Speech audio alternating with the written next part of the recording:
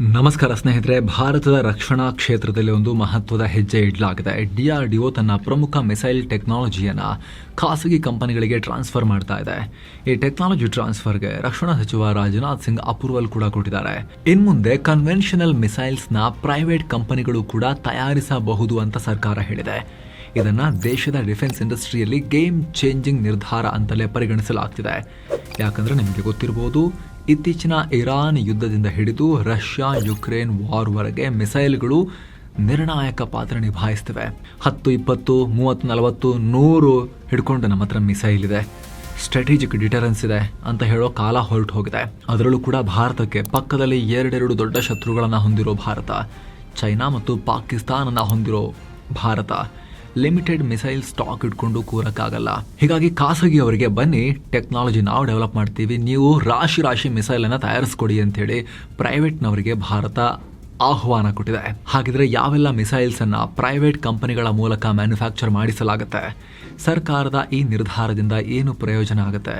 ಎಲ್ಲವನ್ನ ಕ್ವಿಕ್ ಆಗಿ ನೋಡ್ತಾ ಹೋಗೋಣ. ನೀವು ನೋಡ್ತಾ ಇದ್ದೀರಾ ಮಸ್ತ್ ಮಗ ಚಾನಲ್. ನಾನು ಅಮರ್ ಪ್ರಸಾದ್. ಮಿಸೈಲ್ ಕೋಟೆ ಬಾಗಿಲು ಓಪನ್.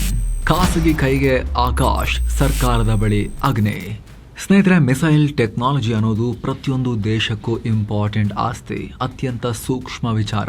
ಇದೇ ವಿಚಾರಕ್ಕೆ ಹೆದರ್ಕೊಂಡೇ ಭಾರತ ಇಲ್ಲಿವರೆಗೂ ಖಾಸಗಿಯವ್ರನ್ನ ಡಿಫೆನ್ಸ್ ಮ್ಯಾನುಫ್ಯಾಕ್ಚರ್ನಿಂದ ದೂರ ಇಟ್ಟಿತ್ತು. ಬರೀ ಮಿಸೈಲ್ ಅಲ್ಲ, ಕಂಪ್ಲೀಟ್ ಆಗಿ ದೂರ ಇಟ್ಟಿತ್ತು. ಇತ್ತೀಚೆಗೆ ಡಿಫೆನ್ಸ್ ಮ್ಯಾನುಫ್ಯಾಕ್ಚರಿಂಗ್ಗೆ ಪ್ರೈವೇಟ್ನವ್ರನ್ನ ಕರ್ಕೊಂಬಂದರೂ ಕೂಡ ಮಿಸೈಲ್ಸ್ ವಿಚಾರದಲ್ಲಿ ಕೊಡೋಕೆ ಹೆದರ್ಕೊಳ್ತಾ ಇತ್ತು, ಹಿಂದೇಟು ಹಾಕ್ತಾ ಇತ್ತು. ಜಗತ್ತಿನ ಎಲ್ಲ ಪ್ರಮುಖ ರಾಷ್ಟ್ರಗಳಲ್ಲಿ, ಅಡ್ವಾನ್ಸ್ಡ್ ಕಂಟ್ರೀಸಲ್ಲಿ ಇದೇ ರೀತಿ ಪ್ರೈವೇಟ್ನವರ ಮೂಲಕ ಮಾಡಿಸಿದ್ರೂ ಕೂಡ ನಮ್ಮಲ್ಲಿ ಮಾತ್ರ ಹಿಂಜರಿಕೆ ಇತ್ತು. ದೇಶದಲ್ಲಿ 90%ಕ್ಕೂ ಅಧಿಕ ಮಿಸೈಲ್ಸ್ ಉತ್ಪಾದನೆಯನ್ನು ಭಾರತ್ ಡೈನಾಮಿಕ್ಸ್ ಲಿಮಿಟೆಡ್ನಂತಹ ಸರ್ಕಾರಿ ಕಂಪನಿನೇ ಮಾಡ್ತಾ ಇದ್ದಿದ್ದು. ತೀರಾ ಇತ್ತೀಚೆಗೆ ಡಿಫೆನ್ಸನ್ನು ಪ್ರೈವೇಟ್ನವರಿಗೂ ಓಪನ್ ಮಾಡಿದ್ಮೇಲೆ ಟಾಟಾ TASL, ಅದಾನಿ ಡಿಫೆನ್ಸ್ನಂಥ ಕೆಲ ಪ್ರೈವೇಟ್ ಕಂಪನಿಗಳು ಕೇವಲ ಒಂದಷ್ಟು ಬಿಡಿ ಭಾಗಗಳನ್ನು, ಸಬ್ ಸಿಸ್ಟಮ್ಸನ್ನು ತಯಾರಿಸಿ ಕೊಡ್ತಾ ಇದ್ವು ಅಷ್ಟೇ ಮಿಸೈಲ್ ವಿಚಾರಕ್ಕೆ ಬಂದಾಗ. ಆದರೆ ಈಗ DRDO ಬನ್ನಿ, ಟೆಕ್ನಾಲಜಿಯನ್ನು ನಾವು ಮಾಡಿಕೊಡ್ತೀವಿ, ನಮಗೆ ಬೇಕಾಗಿರೋ ಕ್ವಾಂಟಿಟಿಯಲ್ಲಿ ಮಾಡಿಕೊಡೋ ಜವಾಬ್ದಾರಿ ನಿಮ್ಮದು ಅಂತ ಪ್ರೈವೇಟ್ನವ್ರನ್ನ ಕರೆದಿದ್ದಾರೆ. ಟೆಕ್ನಾಲಜಿ ಟ್ರಾನ್ಸ್ಫರ್ ಪಾಲಿಸಿ ಅಡಿಯಲ್ಲಿ ಆ ಸರ್ಕಾರಿ ಮಾನೋಪಲಿಯನ್ನು ತೆಗೆದುಹಾಕಿ ಆಲ್ಮೋಸ್ಟ್ ಬಹುತೇಕ ಮಿಸೈಲ್ಸ್, ನ್ಯೂಕ್ಲಿಯರ್ ಕೇಪಬಿಲಿಟಿ ಇರೋ ಮಿಸೈಲ್ಸ್ ಅಲ್ಲ, ಬ್ಯಾಲಿಸ್ಟಿಕ್ ಮಿಸೈಲ್ಸ್ ಅಲ್ಲ, ಬಹುತೇಕ ಉಳಿದೆಲ್ಲ ಸಾಂಪ್ರದಾಯಿಕ ಮಿಸೈಲ್ಸ್ ತಯಾರಿಕೆಯನ್ನು ಖಾಸಗಿಯವ್ರ ಕೈಲಿ ಮಾಡಿಸೋಕೆ DRDOಗೆ ಸರ್ಕಾರ ಹೇಳಿದೆ. ಇದಕ್ಕೆ ಸಂಬಂಧಪಟ್ಟಂಥ ಡಾಕ್ಯುಮೆಂಟ್ಗೆ ರಕ್ಷಣಾ ಸಚಿವ ರಾಜನಾಥ್ ಸಿಂಗ್ ಈಗ ಆಲ್ರೆಡಿ ಅಪ್ರೂವಲ್ ಕೊಟ್ಟಾಗಿದೆ. ಖಾಸಗಿ ಕಂಪನಿಗಳು ಬಿಡ್ ಮಾಡಿ DRDO ಟೆಕ್ನಾಲಜಿ ಮತ್ತು ಪ್ರೊಡಕ್ಷನ್ ಹಕ್ಕುಗಳನ್ನು ಪಡ್ಕೊಂಡು ಮ್ಯಾನುಫ್ಯಾಕ್ಚರ್ ಮಾಡಿಕೊಡ್ಬೇಕು. ಹಾಗಿದ್ರೆ ಖಾಸಗಿಯವರು ಬ್ರಹ್ಮೋಸ್ ಕೂಡ ಮಾಡ್ಬೋದಾ? ಇಲ್ಲ. ಬ್ರಹ್ಮೋಸ್ ಮಾಡೋಕ್ಕೆ ಪ್ರತ್ಯೇಕ ಕಂಪನಿ ಇದೆ. ಭಾರತ ಮತ್ತು ರಷ್ಯಾ ಇಬ್ಬರು ಸೇರಿಕೊಂಡು ಸ್ಥಾಪಿಸಿರೋ BrahMos aerospace corporation separate company ಇದೆ. ಈಗ ಖಾಸಗಿಯವ್ರ ಹತ್ರ ಮಾಡಿಸೋಕೆ ಹೊರಟಿರೋದು ಕನ್ವೆನ್ಷನಲ್ ಮಿಸೈಲ್ ಸಿಸ್ಟಮ್ಸನ್ನು ಮಾತ್ರ. ತಕ್ಷಣಕ್ಕೆ, ಈ ಕ್ಷಣಕ್ಕೆ ಸಾಂಪ್ರದಾಯಿಕ ಕ್ಷಿಪಣಿಗಳನ್ನು, ಉದಾಹರಣೆಗೆ ನೆಲದಿಂದ ಆಕಾಶಕ್ಕೆ ಚಿಮ್ಮಿ ಶತ್ರುಗಳನ್ನು ಹೊಡೆದು ಹಾಕೋ ಆಕಾಶ್ ಮತ್ತು QRSAM ಮಿಸೈಲ್ಗಳು, ಆಕಾಶದಲ್ಲೇ ಫೈಟರ್ ಜೆಟ್ಗಳ ನಡುವೆ ಫೈಟ್ ಮಾಡೋಕ್ಕೆ ಬಳಸುವ ಅಸ್ತ್ರ ಮಿಸೈಲ್ಗಳು. ಫಾರ್ ಎಕ್ಸಾಂಪಲ್, DRDO ಡೆವಲಪ್ ಮಾಡಿರೋ beyond visual range air to air missile BVRAM Astra. ಇನ್ನು ಶತ್ರುಗಳ ಬಲಿಷ್ಠ ಟ್ಯಾಂಕರ್ಗಳನ್ನೇ ಪುಡಿ ಮಾಡೋ ಸಾಮರ್ಥ್ಯ ಇರೋ Nag Helina anti tank missiles, ಹಾಗೆ ನೇವಲ್ ಆಂಟಿಶಿಪ್ ಮಿಸೈಲ್ನಂಥ ಶಾರ್ಟ್ ರೇಂಜ್ ಮಿಸೈಲ್ ಸಿಸ್ಟಮ್ಸ್. ಇಂಥ ಕನ್ವೆನ್ಷನಲ್ ಮಿಸೈಲ್ಸ್ನ ಪ್ರೈವೇಟ್ನವ್ರ ಹತ್ರ ಮಾಡಿಸೋಕೆ ಭಾರತ ಸರ್ಕಾರ ಹೆಜ್ಜೆ ಇಟ್ಟಿದೆ. ಇಲ್ಲಿ ಯಾವ ಕಂಪನಿ ಹತ್ರ ಯಾವ ಮಿಸೈಲ್ಸ್ನ ಮ್ಯಾನುಫ್ಯಾಕ್ಚರ್ ಮಾಡಿಸ್ಬೇಕು, ಯಾವ ಕ್ಷಿಪಣಿಯ ಯಾವ ಭಾಗ ಯಾರು ಮಾಡಬೇಕು ಅನ್ನೋದು ಅರ್ಹತೆ ಮತ್ತು ಭದ್ರತಾ ಮತ್ತು ಲೈಸೆನ್ಸಿಂಗ್ ನಿಯಮಗಳ ಮೇಲೆ ಡಿಸೈಡ್ ಮಾಡಲಾಗುತ್ತೆ. ಹಾಗಿದ್ರೆ ಸದ್ಯಕ್ಕೆ ಯಾವೆಲ್ಲ ಮಿಸೈಲ್ಸ್ನ ಪ್ರೈವೇಟ್ನವ್ರ ಹತ್ರ ಮ್ಯಾನುಫ್ಯಾಕ್ಚರ್ ಮಾಡಿಸ್ತಾ ಇಲ್ಲ, ಸರ್ಕಾರನೇ ಉಳಿಸ್ಕೊಂಡಿರುತ್ತೆ ಟೆಕ್ನಾಲಜಿ ಯಾವುದೆಲ್ಲ ನೋಡಿ. ಅಣ್ವಸ್ತ್ರ ಹೊತ್ಕೊಂಡು ಹೋಗೋ ಕ್ಷಿಪಣಿಗಳು ಅವೆಲ್ಲವೂ ಸರ್ಕಾರದ ಕಂಟ್ರೋಲ್ನಲ್ಲೇ ಇರುತ್ತೆ. ಇದರ ಬಗ್ಗೆ ಖುದ್ದು ರಕ್ಷಣಾ ಇಲಾಖೆ ಅಧಿಕಾರಿಗಳೇ ಕ್ಲಾರಿಫಿಕೇಶನ್ ಕೊಟ್ಟಿದ್ದಾರೆ. ನಮ್ಮ ಅಗ್ನಿ ಸೀರೀಸ್, ಅಗ್ನಿ 1, 2, 3, 5, ಅಗ್ನಿ ಪ್ರೈಮ್ ಇವೆಲ್ಲ ಭಾರತದ ನ್ಯೂಕ್ಲಿಯರ್ ಡಿಟರೆನ್ಸ್ನ ಬೆನ್ನೆಲುಬು. ದೇಶದ ಅಣುಬಾಂಬ್ಗಳನ್ನು ತಗೊಂಡು ಹೋಗಿ ಶತ್ರು ಮೇಲೆ ಹಾಕೋ ಜವಾಬ್ದಾರಿ ಇರೋ ಮಿಸೈಲ್ಸ್. ಇವುಗಳ ಟೆಕ್ನಾಲಜಿ ಮತ್ತು ನಿರ್ಮಾಣ ಸರ್ಕಾರದ ಕಂಟ್ರೋಲ್ನಲ್ಲೇ ಇರುತ್ತೆ. ಇವುಗಳನ್ನು ನ್ಯೂಕ್ಲಿಯರ್ ಕಮಾಂಡ್ ಅಥಾರಿಟಿ NCA ಮತ್ತು ಸ್ಟ್ರಾಟಜಿಕ್ ಫೋರ್ಸಸ್ ಕಮಾಂಡ್ ಹ್ಯಾಂಡಲ್ ಮಾಡ್ತವೆ.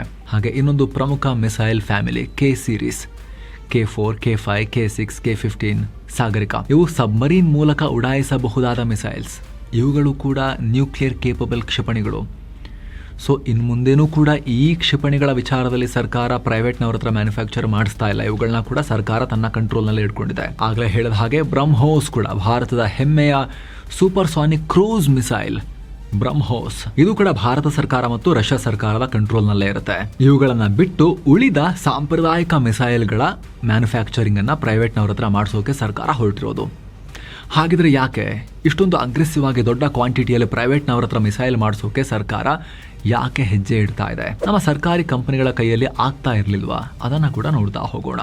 26,000 ಕೋಟಿ ರೂಪಾಯಿ ಆರ್ಡರ್ ಬುಕ್, BDL ಮೇಲಿದೆ ಬೆಟ್ಟದಷ್ಟು ಭಾರ. ಸ್ನೇಹಿತರೆ, ಮೊದಲನೇದಾಗಿ ನಮ್ಮ ಸರ್ಕಾರಿ ಕಂಪನಿಗಳ ಮೇಲಿರೋ ಲೋಡ್. ಭಾರತ್ ಡೈನಾಮಿಕ್ಸ್ ಲಿಮಿಟೆಡ್ ಇಡೀ ದೇಶಕ್ಕೆ ಒಂದೇ ಒಂದು ಪವರ್ಫುಲ್ ಆಗಿರೋ ಮಿಸೈಲ್ ಮ್ಯಾನುಫ್ಯಾಕ್ಚರ್ ಮಾಡೋ ಕಂಪನಿ ಇರೋದು. ಇದು ಸರ್ಕಾರದ್ದು ಒಳ್ಳೆ ಕಂಪ್ನಿನೇ, ಡೌಟ್ ಇಲ್ಲ. ಆದರೆ ಯಾವುದೇ ಕಂಪನಿಗಾದರೂ ಒಂದು ಮ್ಯಾಕ್ಸಿಮಮ್ ಕೆಪಾಸಿಟಿ ಇರುತ್ತೆ, ಕ್ವಾಂಟಿಟಿ, ಎಷ್ಟು ನಂಬರ್ ಆಫ್ ಮಿಸೈಲ್ಸ್ನ ಎಷ್ಟು ಕಮ್ಮಿ ಟೈಮ್ನಲ್ಲಿ ಮಾಡಿಕೊಡೋ ಸಾಮರ್ಥ್ಯ ಇದೆ ಅನ್ನೋ ವಿಚಾರಕ್ಕೆ ಸಂಬಂಧಪಟ್ಟಂತೆ. ಉದಾಹರಣೆಗೆ ಒಂದು ಫೇಮಸ್ ಹೋಟೆಲ್ನಲ್ಲಿ ಎಷ್ಟೇ ಎಕ್ಸ್ಪರ್ಟ್ ಅಡುಗೆಯವರಿದ್ರೂ ಕೂಡ ಅವರ ಅಡುಗೆ ಮನೆಯಲ್ಲಿ ದಿನಕ್ಕೆ 100 ಜನರಿಗೆ ಮಾತ್ರ ಅಡುಗೆ ಮಾಡೋ ಕೆಪಾಸಿಟಿ ಇದ್ದಾಗ ದಿಢೀರಂತ 1000 ಆರ್ಡರ್ಸ್ ಬಂದರೆ ರುಚಿಯಾಗಿ ಊಟ ಮಾಡ್ಕೊಡೋಕ್ಕಾಗತ್ತೆ ಟೈಮಿಗೆ ಕರೆಕ್ಟಾಗಿ? ಆಗಲ್ಲಲ್ಲ. BDL ಪರಿಸ್ಥಿತಿನೂ ಹಾಗೇ ಇದೆ. ಭಾರತದ ಇಂದಿನ 21ನೇ ಶತಮಾನದ ಭಾರತದ ರಿಕ್ವೈರ್ಮೆಂಟ್ಗೆ ಮಾಡ್ಕೊಳ್ಳೋಕೆ ಅವ್ರ ಕೈಲಿ ಆಗ್ತಾ ಇಲ್ಲ. 25-26 ಸಾವಿರ ಕೋಟಿ ರೂಪಾಯಿನಷ್ಟು ಆರ್ಡರ್ಸ್ ಪೆಂಡಿಂಗ್ ಇದೆ. ಆಕಾಶ್ ಸೇರಿ ಹಲವು ಪ್ರಮುಖ ಮಿಸೈಲ್ ಪ್ರೋಗ್ರಾಮ್ಗಳಲ್ಲಿ ಎಕ್ಸಿಕ್ಯೂಷನ್ ಮತ್ತು ಡೆಲಿವರಿ ಡಿಲೇ ಆಗ್ತಾ ಇದೆ. ಬಾಟಲ್ ನೆಕ್ಸ್ ಕ್ರಿಯೇಟ್ ಆಗಿದೆ. ಇದರ ನಡುವೆ HAL ಕೂಡ ಇತ್ತೀಚೆಗೆ ಮತ್ತೊಂದು 1,300 ಕೋಟಿ ರೂಪಾಯಿಗೋದಿಕ ಮೌಲ್ಯದ ಡೀಲ್ ಕೊಟ್ಟಿದೆ. ಆದರೆ BDLನ annual revenue generation execution capacity 2,400 crore ರೂಪಾಯಿಂದ 3,400 ಕೋಟಿ ರೂಪಾಯಿ ಅಷ್ಟೇ ಇರೋದು.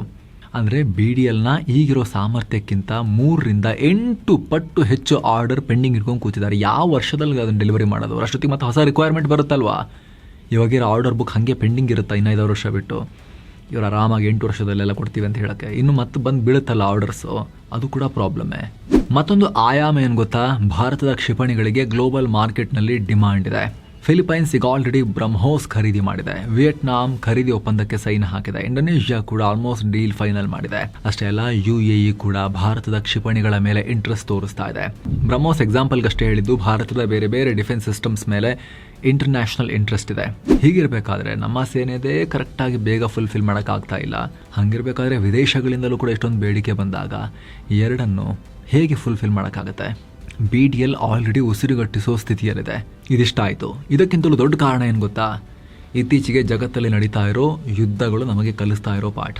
ಇತ್ತೀಚೆಗೆ ಇರಾನ್ ಯುದ್ಧದಿಂದ ಹಿಡಿದು ರಷ್ಯಾ ಯುಕ್ರೇನ್ ಯುದ್ಧದವರೆಗೆ ಶತ್ರುಗಳು ದಿನಕ್ಕೆ 100 ಡ್ರೋನ್ಗಳು ಮತ್ತು ಕ್ಷಿಪಣಿಗಳನ್ನು ಮಳೆ ಸುರಿಸ್ದ ಹಾಗೆ ಸುರಿಸ್ತಾ ಇದ್ದಾರೆ. ಅಮೆರಿಕ ಇರಾನ್ ಮೇಲೆ ದಿನಕ್ಕೆ 200 ಮಿಸೈಲ್ ಸುರಿಸಿತ್ತು. ಇದರಿಂದ ಅಮೆರಿಕದ ಅರ್ಧಕ್ಕರ್ಧ ಬತ್ತಳಿಕೆ ಖಾಲಿಯಾಗಿತ್ತು.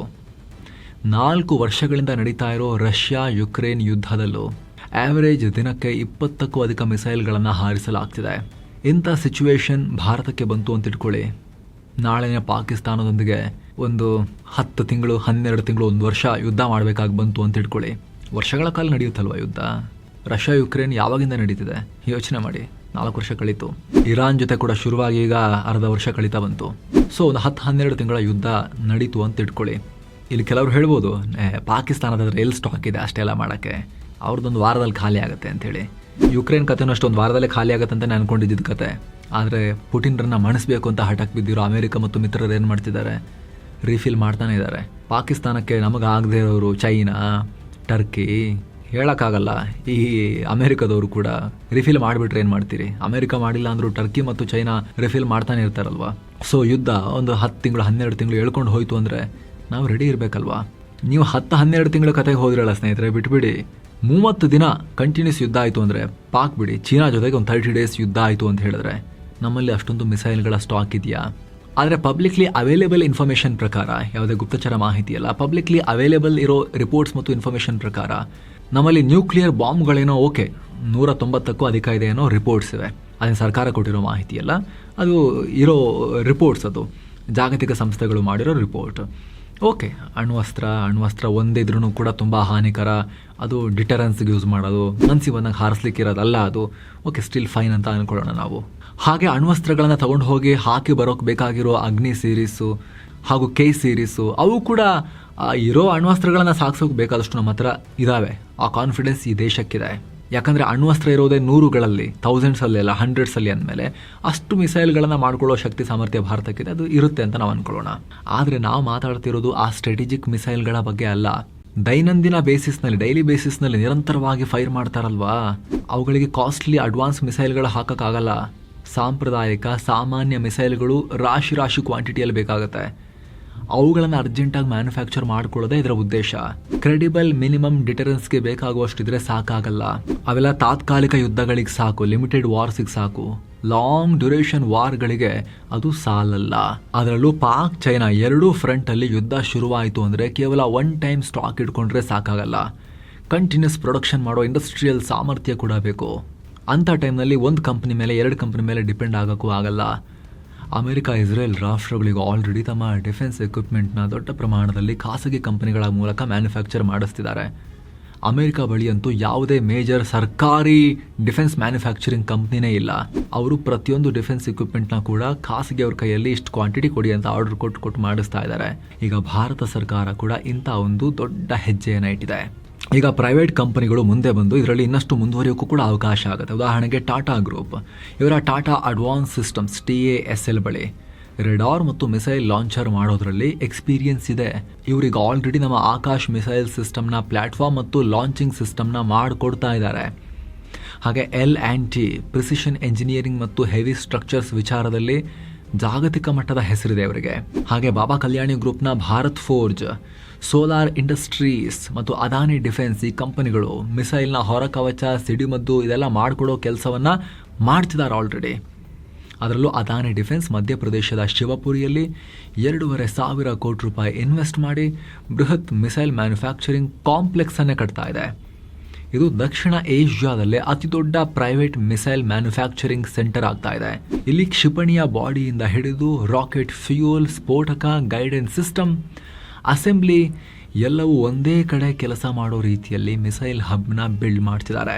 ಇದರಿಂದ ಈ ರೀತಿ ಪ್ರೈವೇಟ್ ಪ್ಲೇಯರ್ಸ್ ಬಂದಾಗ ಮಾಸ್ ಕ್ವಾಂಟಿಟಿಯಲ್ಲಿ ಪ್ರೊಡ್ಯೂಸ್ ಮಾಡ್ಬೋದು, ಬೇಗ ಬೇಗ ಅರ್ಜೆಂಟ್ ಆರ್ಡರ್ಸನ್ನು ಡೆಲಿವರಿ ಮಾಡ್ಬೋದು. ಲೇಟ್ ಮಾಡಿದ್ರೆ ಪ್ರೈವೇಟ್ನವ್ರಿಗೆ ಅವರಿಗೆ ಲಾಸ್ ಅಲ್ವಾ, ಸೊ ಅವರು ಯಾಕೆ ಲಾಸಿಗೆ ಕೆಲಸ ಮಾಡ್ತಾರೆ, ಬೇಗ ಬೇಗ ಕೆಲಸ ಮಾಡಿಕೊಡ್ತಾರೆ. ಸ್ವಲ್ಪ ಕಲ್ತ್ಕೊಂಡ್ಮೇಲೆ ಫರ್ದರ್ ಇನೋವೇಷನ್ಗೂ ಕೂಡ ಅವರು ಕಾಂಪಿಟೇಷನ್ಗೆ ಬಿದ್ದು ಹೊಸ ಹೊಸ ಸಂಶೋಧನೆಗಳನ್ನು ಕೂಡ ಅವರು ಮಾಡೋಕ್ಕೆ ಶುರು ಮಾಡ್ಬೋದು ಮುಂದೆ. ಉದಾಹರಣೆಗೆ L&T ಕಂಪನಿಗೆ K9 ವಜ್ರ ಹಾವಿಟ್ಸರ್ ತಯಾರಿಸೋ ಕಾಂಟ್ರಾಕ್ಟ್ ಕೊಟ್ಟಾಗ 100 ಗನ್ಗಳನ್ನು ಕೂಡ ಕಾಂಟ್ರಾಕ್ಚುಯಲ್ ಸ್ಕೆಡ್ಯೂಲ್ಗಿಂತ ಮುಂಚೆನೇ ಇಂಡಿಯನ್ ಆರ್ಮಿಗೆ, ಎಲ್ಲ 10 ವರ್ಷ ಲೇಟ್ ಆಗುತ್ತಲ್ಲ, ಇವ್ರು ಕೊಟ್ಟಿರೋ ಟೈಮ್ಗಿಂತ ಮುಂಚೆನೇ ಡೆಲಿವರ್ ಮಾಡಿ ತೋರಿಸಿದ್ರು L&T ಅವರು, ಲಾರ್ಸನ್ ಆ್ಯಂಡ್ ಟ್ಯೂಬ್ರೋದವರು. ಹಾಗೆ ಖಾಸಗಿ ಕಂಪನಿಗಳ ನಡುವೆ ಸ್ಪರ್ಧೆ ಹೆಚ್ಚಾಗುತ್ತೆ. ಕ್ವಾಲಿಟಿ ರಿಸರ್ಚ್ ಮೇಲೆ ಫೋಕಸ್ ಮಾಡ್ತಾರೆ. ಲೇಟೆಸ್ಟ್ ವೆಪನ್ಸ್ ಫಾಸ್ಟಾಗಿ ತಯಾರಾಗೋಕ್ಕೆ ಸಾಧ್ಯ ಆಗುತ್ತೆ. ಸರ್ಕಾರಿ ಕಂಪನಿಗಳ ಮೇಲಿನ ಭಾರ ಕಮ್ಮಿ ಆಗುತ್ತೆ. ಡಿಸಿಷನ್ ಮೇಕಿಂಗ್ನಲ್ಲಿನ ಡಿಲೇ ಗೌರ್ಮೆಂಟಲ್ಲಿ ಅದು ಇವ್ರ ಮೇಲೆ ಪ್ರಭಾವ ಬೀರಲ್ಲ ಅಷ್ಟು. ಹೀಗಾಗಿನೇ ಈ ಡಿಸಿಷನನ್ನು ಗೇಮ್ ಚೇಂಜರ್ ಆಗಿ ನೋಡಲಾಗ್ತಿದೆ ಸ್ನೇಹಿತರೆ. ಜೊತೆಗೆ ಜಗತ್ತಿಗೆ ಇದು ಹೊಸ್ತಲ್ಲ. ಎಲ್ಲ ಮುಂದುವರಿದ ರಾಷ್ಟ್ರಗಳಲ್ಲಿ, ಹೆಚ್ಚಿನ ಅಡ್ವಾನ್ಸ್ಡ್ ಕಂಟ್ರೀಸಲ್ಲಿ ಪ್ರೈವೇಟ್ನವರ ಬಳಿನೇ ಹೆಚ್ಚಿನ ಡಿಫೆನ್ಸ್ ಮ್ಯಾನುಫ್ಯಾಕ್ಚರಿಂಗನ್ನು ಮಾಡಿಸ್ತಾ ಇರೋದು.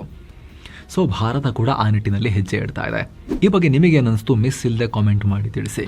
ಹಾಗೆ ಕಡಲಾಗಿ ನಿಮ್ಮಲ್ಲಿ ಒಂದು ಮನವಿ, ವಿಡಿಯೋ ಕೆಳಗಿರೋ ಜಾಯಿನ್ ಬಟನ್ ಮೂಲಕ ಆಸಕ್ತ ವೀಕ್ಷಕರು ಮಸ್ತ್ ಮಗ ಚಾನಲ್ಗೆ ಪ್ರೀಮಿಯಂ ಮೆಂಬರ್ ಆಗ್ಬೋದು. ಆಗ ಎಲ್ಲ ಮೆಂಬರ್ ಓನ್ಲಿ ವಿಡಿಯೋಸನ್ನು ಕೂಡ ನೀವು ನೋಡೋಕೆ ಶುರು ಮಾಡ್ಬೋದು. ಹಾಗೆ ಹಲವಾರು ಸ್ಪೆಷಲ್ ವಿಡಿಯೋಗಳ ಅರ್ಲಿ ಆಕ್ಸೆಸ್, ಮೊದಲು ಮೆಂಬರ್ಸ್ ಅದನ್ನು ನೋಡ್ಬೋದು. ಜೊತೆಗೆ ನಿಮ್ಮ ಒಂದೊಂದು ಮೆಂಬರ್ಶಿಪ್ ಕೂಡ ನಮ್ಮ ಚಾನಲ್ಗೆ ನೀವು ಕೂಡ ಬೆಂಬಲ ಕೂಡ ಆಗಿರುತ್ತೆ ಸ್ನೇಹಿತರೆ. ಆಸಕ್ತರು ವಿಡಿಯೋ ಕೆಳಗಿರೋ ಜಾಯಿನ್ ಬಟನ್ ಮೂಲಕ ಸೇರೋದನ್ನು ಕನ್ಸಿಡರ್ ಮಾಡಿ ಮತ್ತೆ ಭೇಟಿ ಆಗ್ತಿರೋಣ. ನಮಸ್ಕಾರ.